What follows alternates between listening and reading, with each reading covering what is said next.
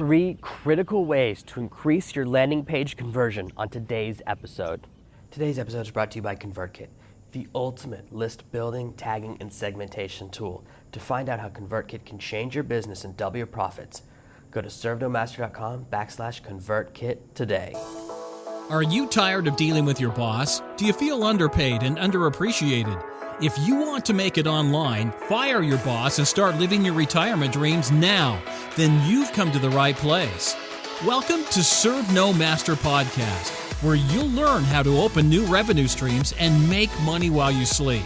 Presented live from a tropical island in the South Pacific by best-selling author Jonathan Green.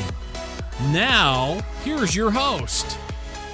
Spend weeks building that perfect free product, designing the graphics, putting everything together, making it amazing, thinking about the ultimate offer. And then when you go to make that special landing page, the page where you say, give me your email address, I'll give you this amazing prize that I worked on forever, your numbers just don't add up. You're not getting the conversions you want. You're not seeing enough members taking you up on that free offer. You're not seeing that transition. Well, then you need to look at 3 critical things that could be destroying your landing page conversions.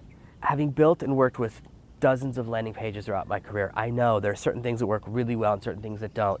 And for every industry, different looks work in different ways. And we can go down that path of talking about, should it look professional, should it look amateur, should it look really high tech, or should it look really casual? In different markets, people respond to things in different ways. And I certainly know that when you look at like CPA offers, those offers where you get paid for every email address submit you get, those have the fanciest of forms. They look so high tech and so futuristic. My forms aren't that fancy. But we get caught up in that, and instead what I want you to think about is a few key simple elements that work across all industries. And the first is understanding the use of empty space. I've talked about this before in book covers and in podcast cover design. In art online, one of the mistakes that new people make is thinking white space is bad space. And we have all of this, we just make things so crowded. We go, oh, I need another this, I need another palm tree in here, I need another picture of a monkey, I need another dog, I need another this, I need another. I don't want any empty space. I don't want it to feel like I'm wasting space. And when you look at great paintings throughout history, they're very uncrowded. Really great paintings often have an amazing use of negative space or white space. So the space on your advertising that's not doing anything is doing something. It often highlights what's important. I was just working on a new landing page yesterday. In fact, I was working on 2 for 2 different things I'm working on. One is a little miniature sales page, and one is a miniature landing page. And in both, I have as few elements as possible. I'm always just deleting. Even from the template, I go less, less, less. I want to keep it very simple. The more information on the page, the easier it is for people to get distracted.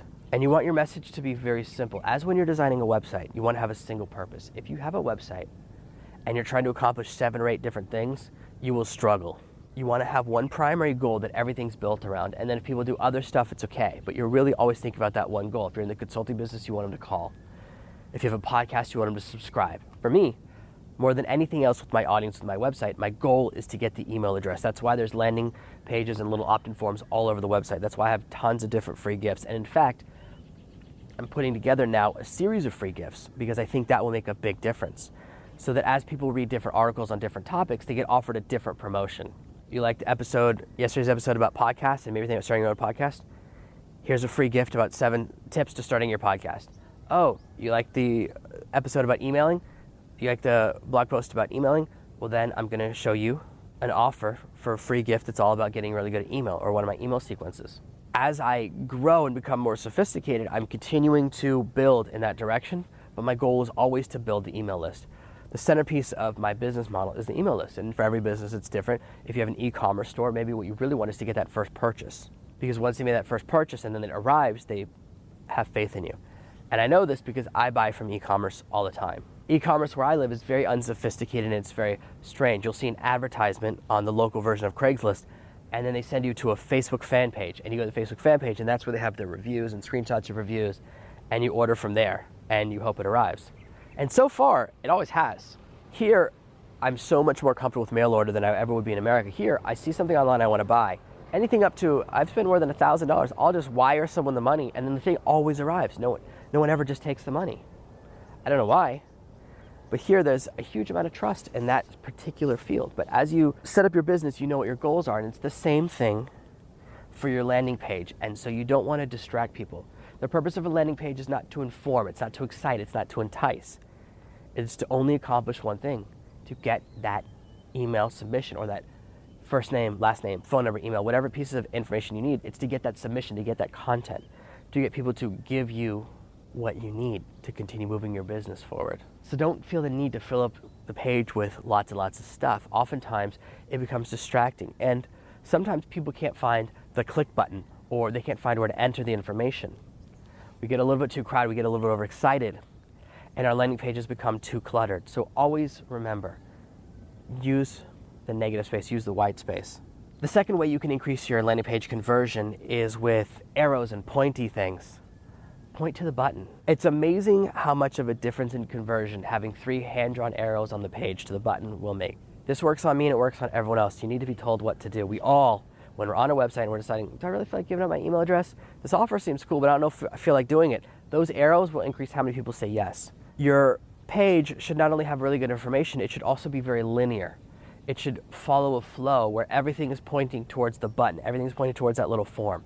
Having arrows on the landing page, having these pointing in the direction, causes the eye to follow that flow. So the beginning should be the excitement and the end should be that button. All roads end at Oz, just like the yellow brick road. It should end right at your button. So when you're designing your page, as you've increased the amount of negative space you have, think about adding in some arrows. And I've noticed lately that a lot of templates don't have arrows, and I don't always use arrows either. It's not an always thing, but it's definitely worth adding to your tests to see if adding in arrows will boost conversions. And I do add in arrows and test them for landing pages. Usually my baseline has 1 arrow or less, 1 set of arrows, but then I'll test a different arrow or adding in an arrow if there isn't one. It's always one of the first tests that I run. And it's very valuable and very important. And running these types of tests will really help you to grow and improve your business. It's going to be very effective and it's very exciting. If you're struggling and you look at your page and you go, oh, people can't really see where to go. And you'll notice this. If you use anything like heat map tracking or behavior tracking and watching what their mouse does, or just talking to people and they go, well, I can't really tell what I'm supposed to do. If there's any sense of confusion, having an arrow in the right place can solve that confusion. It shows them what they need to do and where they need to go. I see forms all the time where even I get confused. Someone was showing me a form the other day and I said, I can't tell what you want me to do. I don't know what the purpose is. I don't understand.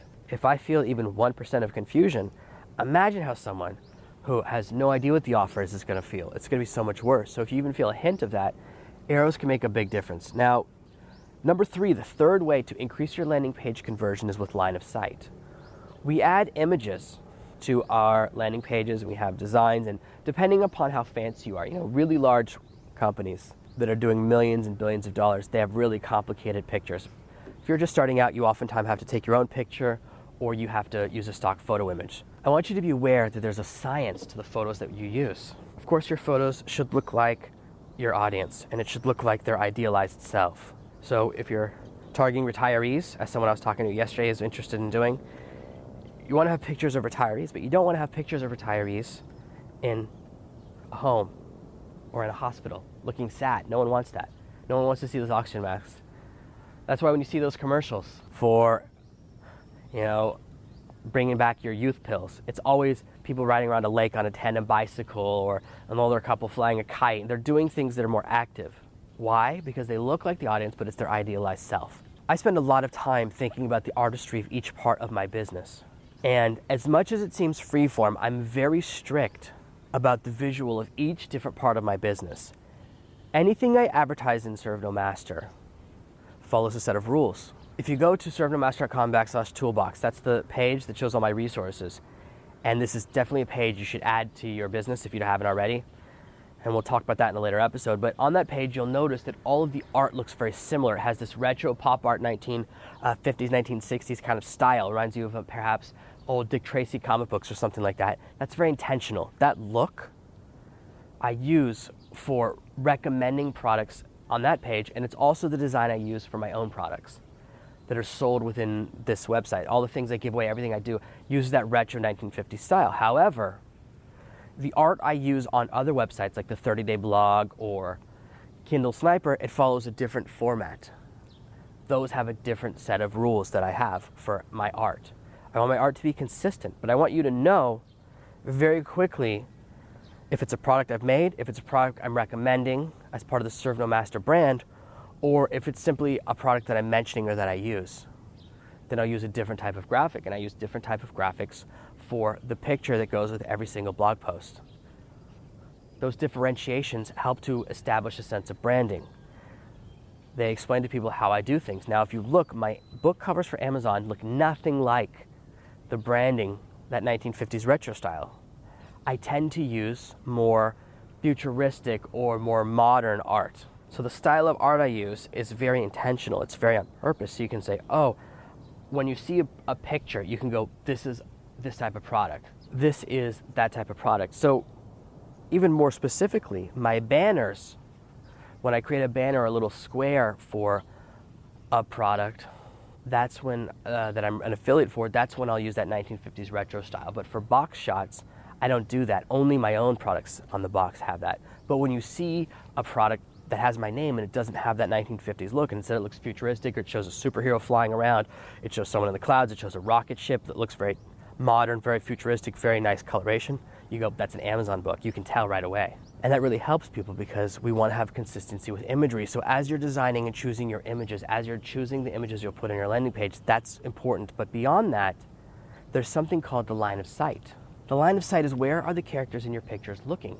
You might just choose a beautiful woman or a good-looking guy in yoga class, whatever. You just want to have a good-looking person on your landing page. That's fine.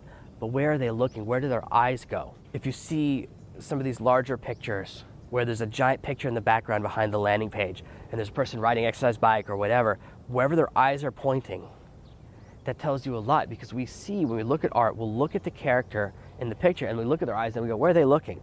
Without thinking about it, we always look to see what other people are looking at. So you can use the line of sight as another way to point straight towards the form, straight towards the email address that you're trying to get. These little steps will make a big difference. Now, I could have made this episode 77 ways to improve your landing page conversions, but those 3 are very easy to implement and very quick. But I noticed that yesterday the episode was a little shorter than I like to do. I like to, stay in that 22 to 24 minute range. So I'm going to give you a couple of extra tips with your landing pages. One of the things that's very important to increase your conversions is to understand your audience. The more you know who's visiting you, the better. This is why I often talk about surveys. If you study your audience and you discover your audience is mostly women or mostly men, you want to shift your marketing a little bit to match that. Or perhaps you want a 50-50 split, so you'll shift in the other direction. You want to increase the number of men. You want to go, instead of 40% men, you want 50%, so your ads show more and more men. Think about the people and their desires. This is the reason at the beginning, remember I mentioned, I'm changing my landing pages. I'm increasing the number of free things I give away. If you read an article about email, I'm going to give you an email gift. If you read an article about blogging, you'll get a blogging gift. That's because increasing the targeting will increase those conversions, saying this person likes this, I'm going to give them something relevant. Now, that's not what you want to do right out the gate. The reason I mentioned that at the end is because it's harder. It's something I'm just moving into because my backend is getting more and more sophisticated. I still have many, many products that I need to finish developing. I'm busy all the time creating products that I think are super valuable for you. Last week, I just finished my business launch blueprints, and I'm going to release them. They're ready to go. I'm not sure about the sales page, how I'm going to release them into the wild, but I definitely am going to. I'm still making a few decisions. I'm in talks with a few people about the right way to release them, whether or not I'm going to do a full-on launch or just release internally, but they will become available to you very soon. But the real thing is I'm constantly creating product.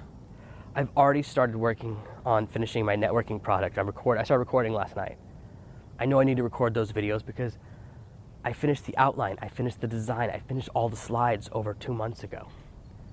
So other things got in the way. Now, as soon as I finish one thing, I'm on to the next. I'm constantly creating. So it's very hard to, when you're starting your new blog, say to you, you have to create 7 free gifts and 7 landing pages. That's tough.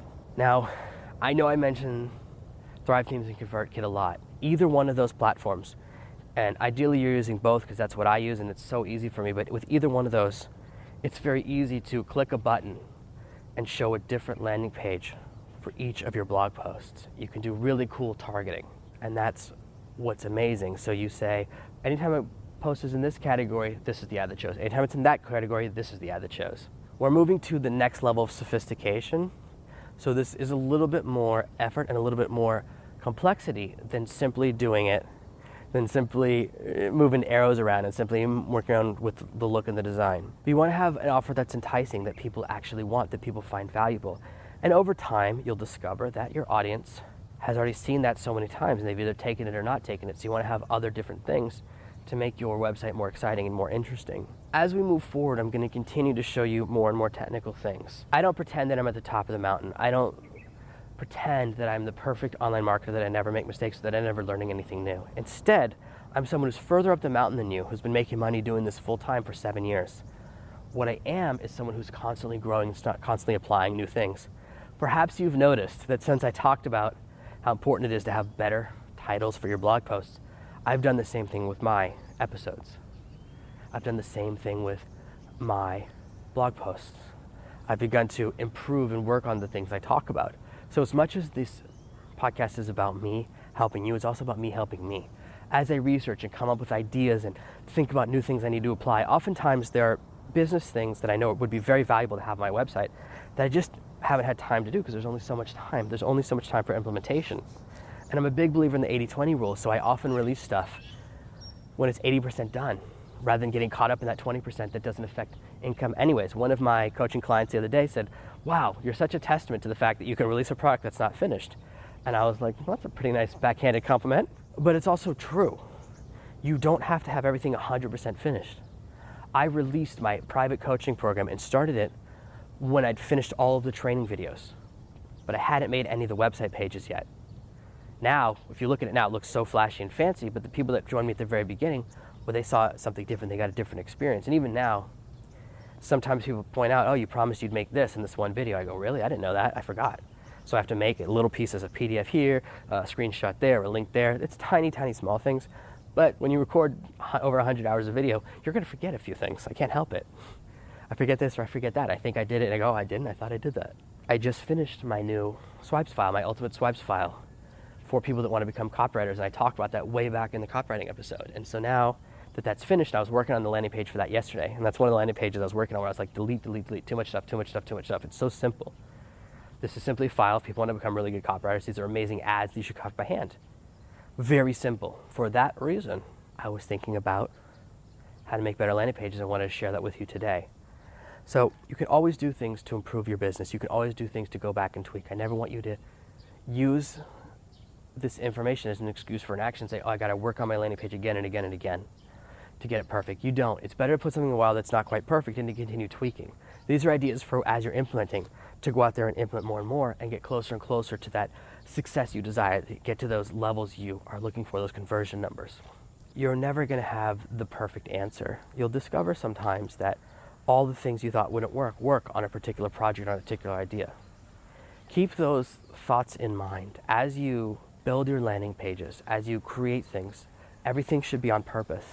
Start with a template, get something done very quickly. Thrive Themes has amazing templates. If you don't like Thrive Themes, you can use Lead Pages. That's where I build most of my templates, with one or the other. Once you have that amazing template, then you can go back in and tweak and say, oh, I need more white space, I need more arrows, I need to move around this image. Online marketing is not permanent. Some people have this mistaken idea that you put everything together and once the machine is perfect, you can go to sleep for 50 years and it will make money forever, but it won't. People change, the world changes. You could have had the most perfect business 10 years ago that was built on MySpace, where you were making $10,000 a day, but then MySpace died. Who uses MySpace? I only recently found out I still have a profile on MySpace. I guess they never delete them. How crazy is that? But you can be working on a platform and then the platform changes, the world changes. Facebook won't be king forever. Google won't be king forever. Things change. Everyone used to think Twitter was the greatest. Now Twitter, no one would even buy it. They can't even sell it. And in fact, there's a company in China that ripped off Twitter and made a copy of them, and it's worth more. The ripoff is worth more than the original.